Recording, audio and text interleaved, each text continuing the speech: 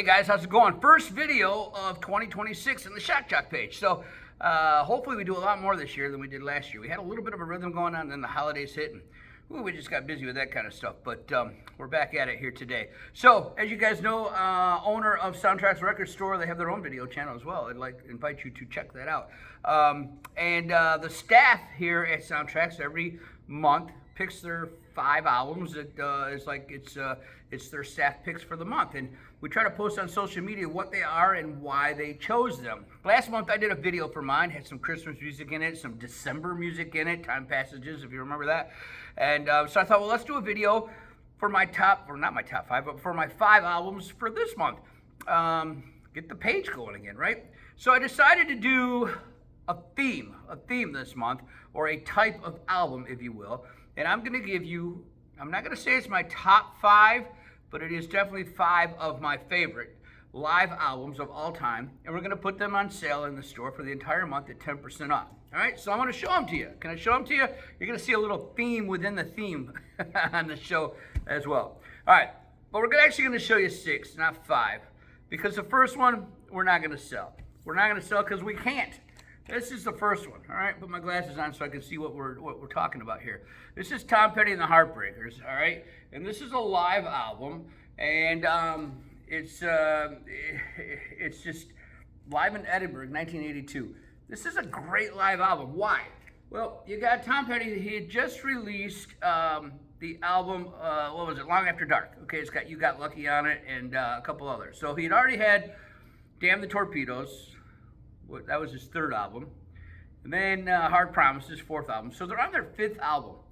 They're stars, but they're not really superstars yet, right?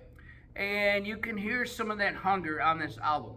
But also, this is a raw album, meaning that it's not been most live albums are overdubbed so many times that it's almost like a studio version with some audience sound effect, kind of like watching ESPN where they throw the sound effects in there to make it, make you think that there's 80,000 people in the crowd cheering, and you look at the video and there's like, 200 because it's a April game and it's raining and no one's at this baseball stadium, right? So none of that's going on here. As a matter of fact, there's parts of it where the background vocals are too loud. They're just too loud in the mix, but it's coming off the soundboard, and it's gonna be, because you want your background vocals to be loud through the monitors so those guys can hear, right?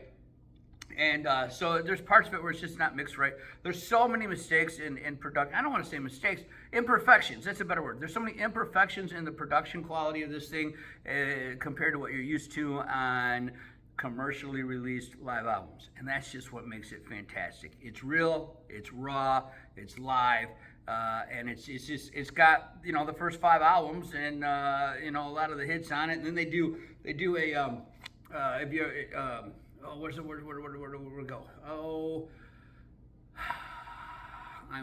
Shout. They do a version of Shout on here, and then they do a Louie Louie on here as well.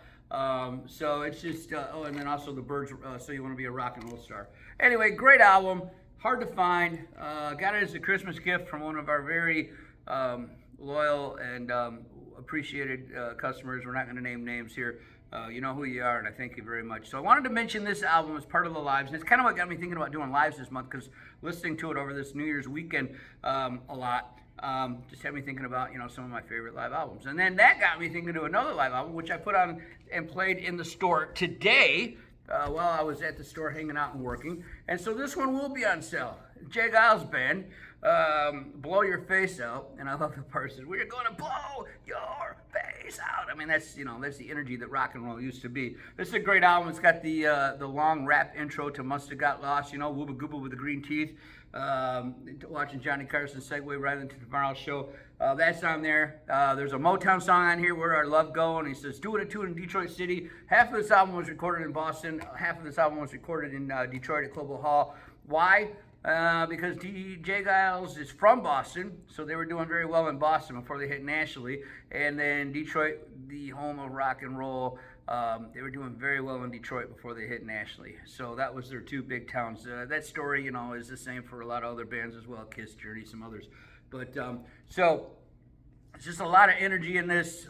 Peter Wolf is on his game with his raps and his, he's almost like a DJ introducing his own songs and his own bands. Give It To Me's on here. That was kind of their biggest hit up to that point in time. They closed the album with that one.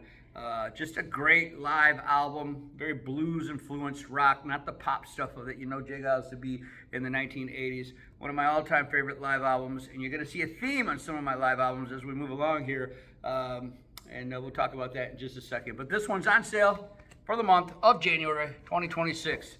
All right, let's move on to another one. Journey, Captured. All right, so this comes out after, what was it, Departure? I'm doing this from memory. I'm not looking it up. Departure. So you had Infinity, Evolution, and Departure. 3 Journey albums that had come out. Yes, I'm right on that. So they weren't superstars yet either, okay? They had done the jazz type albums, the fusion rock jazz albums before Steve Perry, and then Steve Perry, the 3 albums that I just mentioned, Infinity, Evolution, and Departure. They had some minor hits, Lovin', Touchin', Squeezin', Any Way You Want It, Will in the Sky, some, not the top 10, not the number 1 stuff, but some minor hits, some rock radio hits. And they toured. What they say, they toured that Infinity album. 298 days out of that year, they toured that Infinity album. Record label told them they had to sell 1 million copies of Infinity or they're going to drop them because they just put Steve Perry in there and all the marbles were in on Steve Perry as the lead vocalist. So this album comes out a couple albums later. By then they were a little more polished of a live band, and this album is polished. There's a lot of studio overdubs and stuff in it, but again, part of this was recorded in Detroit. Why? Well, because Journey was selling out arenas in Detroit when they were selling out clubs in the rest of the nation. Still, even after those first 3 albums had come out, they were, they do multiple nights in Detroit, sell out arenas, but not quite hit the national scene yet. That would have been after this live album when you get the album with Don't Stop Believin' on it, right? So I might have Departure wrong. Maybe it wasn't Departure. It was Infinity, Evolution, Departure. Actually had Don't Stop Believin' on it. So I'm thinking of this wrong. What was the one with Walks Like a Lady and Any Way You Want It on it? I'm not going to remember that. Anyway, check me in the comments. Let me remind me. I'm sure as soon as I turn this thing off, I'll remember, right? But I'm not remembering it right at the moment. But there's actually a couple of songs in here that Steve Perry dedicates to Detroit and talks about playing that. So it's a good album. It's a good album. It had a hit on it too. There was a single released, Hopelessly in Love, The Party's Over, that was released as a single off of this album. So this one will be on sale this month as well. All right, so we talked about Tom Petty a minute ago, the one we're not going to sell to you. Let's talk about the one that we will sell to you, and we'll put on special. So this is Tom Petty, Pack with the Plantation. This actually was recorded around the same time as the other one that we just showed you, except this is the official MCA Records live album. And so this got the overdubs, it's got the the higher production on it. Still has a couple, it's got Shout on it, so Shout's still on here. But I remember when this one came out and it had Needles and Pens on it, which I just love his version of that song, the way that he does that, Needles and Pens. Just really dug that one, and he does that one with Stevie Nicks. A lot of people don't realize, they Stop Dragging My Heart Around was one that he did with Stevie Nicks, and he did Insider with Stevie Nicks. Well, he does this one, Needles and Pens, with Stevie Nicks as well. So this is a 2-album set, Packed with the Plantation, and this one will be on sale 10% off in the picks for the month. All right, this one we don't have on vinyl, we have on CD, but we're going to put this one on sale. I'm going to order the vinyl in. This one's going in the bin. It'll be on sale until the vinyl gets here. Then we'll put the CD away and put the album out there. Cheap Trick, Live in Budokan, I Want You to Want Me, Ain't That a Shame, Surrender. The next song, it's the first, how's it say? This next song is the first song on our new album. It just came out this week, and the name of the song is Surrender. Anyway, great song, great album. Cheap Trick, Live in Budokan, put them on a map, gave them their first hit. Before that, they were kind of a garage band. They were just, road warriors out there touring until this one hit. Great album. And then my last one, my 5th one, my top one, my favorite one, Bob Seger, Silver Bullet Band, Live Bullet. This is a Detroit boy, growing in Ann Arbor area, Detroit metropolitan area. He's just at the Lions game on Thanksgiving. There was a video of him walking around the Lions game. But wasn't big yet. Hadn't had a hit yet. Had not had a hit. And this is at a time in the 70s when live albums were everywhere. Peter Frampton's live album, this one, the J. Geils, Blow Your Face Out. These albums were being put out, and they were selling well, and they were making medium-sized stars into bigger stars, not quite superstars, but bigger stars. And that is the case with this one from Bob Seger. This allowed him to go on to do the next album, which had Night Moves, and gave him his first big radio hit. This one, great album. Heavy music's on here. Turn the Page, of course, the iconic song on here as well. So we're going to put this one on sale. So 3 out of the 5 that are on sale were partially recorded in Detroit. This one all Detroit. The Journey was partially, and then the Jay Giles Band was pretty much a 50-50. So it's the live albums are my selections for the month. So come on down and get you some live music. A lot of people, live music is kind of like love or hate thing. And not a lot of people are like, yeah, good album, good album, good album.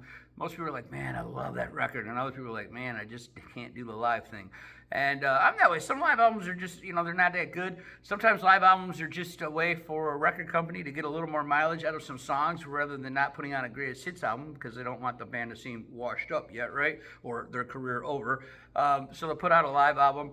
Not the case with this one. This one has a lot of great songs from his first few albums on it, which saw the introduced them songs to the world on a level that hadn't been done yet. So it's not like they were writing the coattails of hits, because there were no hits at this point for these guys. There were very few hits for Journey and no hits for Jay Giles. So that's kind of what makes those albums a little bit more fun and a little bit more enjoyable to listen to. You can hear some of the hunger in the artists, and then their voices and the energy and just good stuff.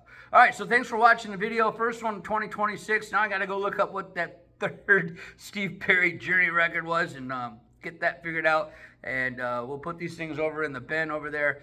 And come see us real soon here at Soundtracks Records. Thanks for watching. We'll see you soon.